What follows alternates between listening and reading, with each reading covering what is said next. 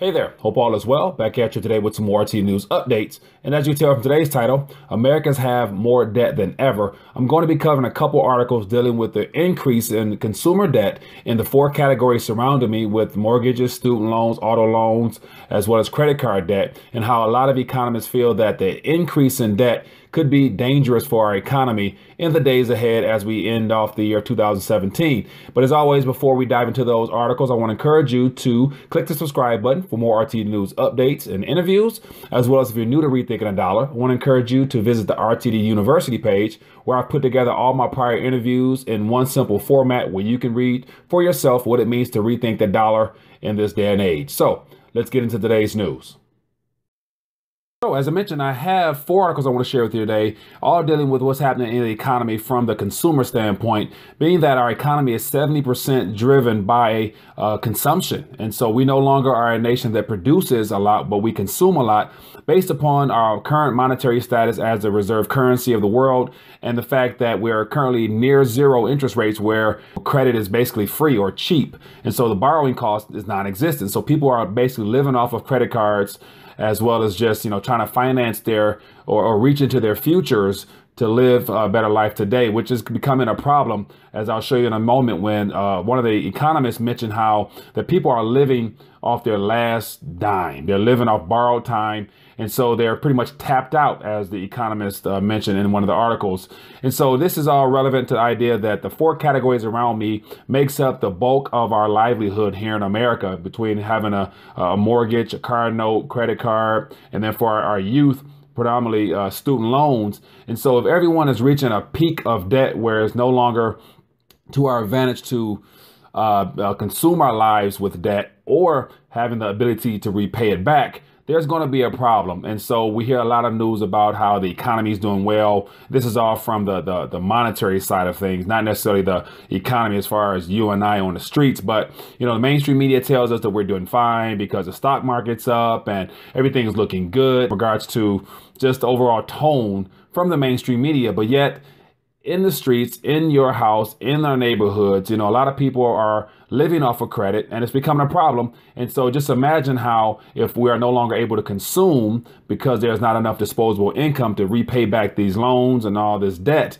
then it's going to be a major hiccup to come. So I want to get into the articles. And as always, I want to encourage you to read the articles for yourself or scan through them so you can get a better idea of what we're discussing here. And as also, if you find this to be informative and relevant to you and probably your family and friends, feel free to share this so more people can get in tune to what's really happening in our economy. So let's dive into today's articles.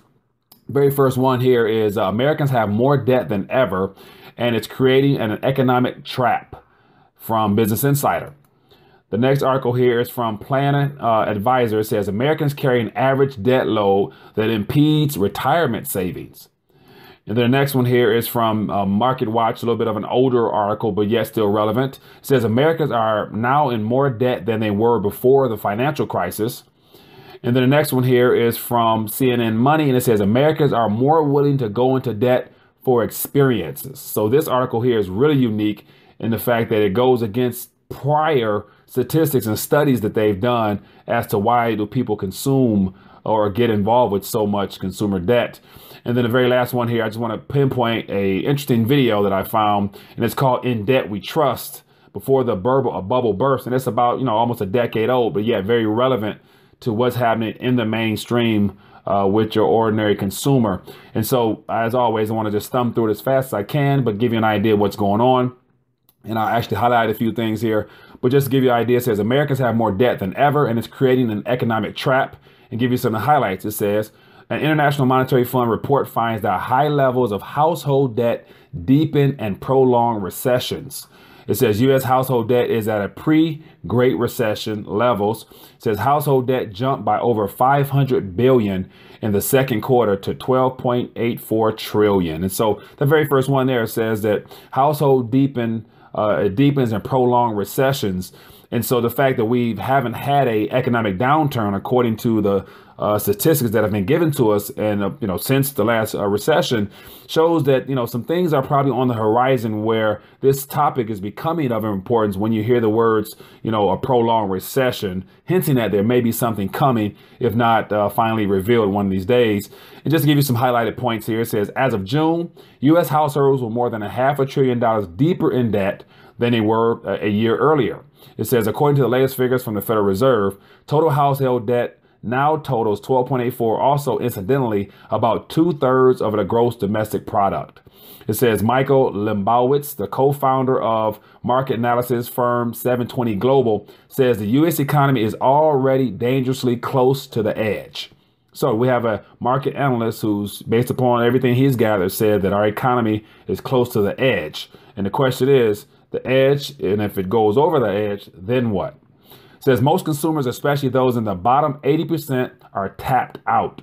It says he told Business Insider they have borrowed about as much money as they can. Servicing this debt will act like a wet towel on an economic growth for years to come. It says until wages can grow faster than our true cost of inflation, this problem will only worsen. So it says that until wages grow faster than inflation, it will only get worse. But the problem is monetary policy is kind of designed so that, inflation has to always exceed true wage increases, because, how would they be able to deflate the currency appreciating value faster than it was losing value? So it's just something worth mentioning.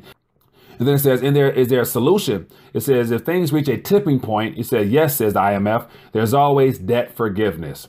Even creditors stand to benefit. So if people can't pay, we reach a maximum amount of debt. Oh, well, we'll just, as they say here, forgive the debt.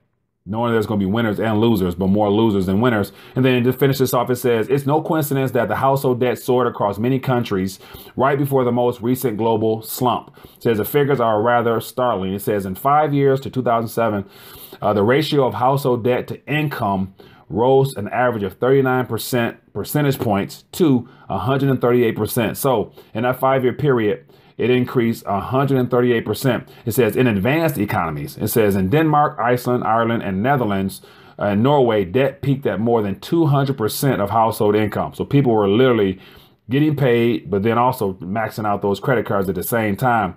It says, in other words, we've seen this movie before. And of course, referring to the whole recession aspect and how it panned out for a lot of people. Very next one here says Americans carry an average debt load that impedes retirement savings. And so he says Americans carry an average debt load of $140,000 or $113. GoBankRates.com found in a survey. Yet it says 64% of Americans say they have more saved than they have a revolving debt on their credit card. And then it gives some stuff down here. It says Neil Franco, founder of credit repair website Credit Pilgrim, adds that a person with $1,000 or less in their savings account if they were to miss a paycheck or face an unexpected expense, his debt would immediately surpass his savings. So just to go and show that there's not enough people who actually have a savings. All it would take is one hiccup in their personal lives due to some type of change in the economy, job loss, health issue, something like that, which will immediately put them in the negative, because their savings will be gone just like that.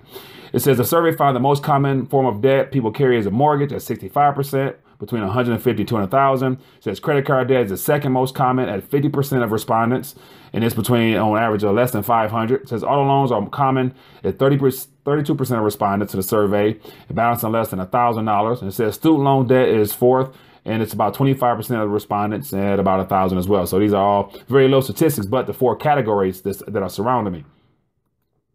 Next one here is from Market Watch, and it's a little bit of an older one, but yet very relevant because it gives more details in regards to numbers, as well as a little visual aid here. And it says the average household credit card debt was $16,000, up 10% from $14,000 10 years ago, and $15,000 in 2015. Then it gives you a little visual aid of what it looks like. And it shows mortgage 172, student loans 49, auto loans 28, credit cards 16. And then I'll give you a little bit of more information here. It says why the growth in debt. given that many consumers should be skittish about living beyond their needs after the credit bubble of the Great Recession. It says the reason concerns a problem that has long dogged Americans. It says median household income has grown 28% over the last 13 years, said Sydney Sean McQuay, a personal finance nerd wallet. But expenses have outpaced it significantly. Case in point, medical costs increased by 57%, food and beverage prices by 36% in the same period. It says many Americans find it difficult to stick to savings goals. And there's even worse if you have a family. It says the amount that a two-parent, two-child family needs to pay their bills, but not the money left over after saving, ranges from $50,000 to $100,000, depending on where your family lives at. So just to give an idea, more hint at the idea that wages aren't increasing as fast as the cost of being alive these days. Next one here. Americans are more willing to go into debt for experiences. And so I thought this article was quite telling of, the true state of all this consumption here. And so prior to the recession from 08, 09 and coming down the home stretch in 2010, most people were taking out home loans and things like that to fund, vacations, trips and things like that. And so they said that more people at that time were buying things that they considered to be assets that would appreciate in value down the line.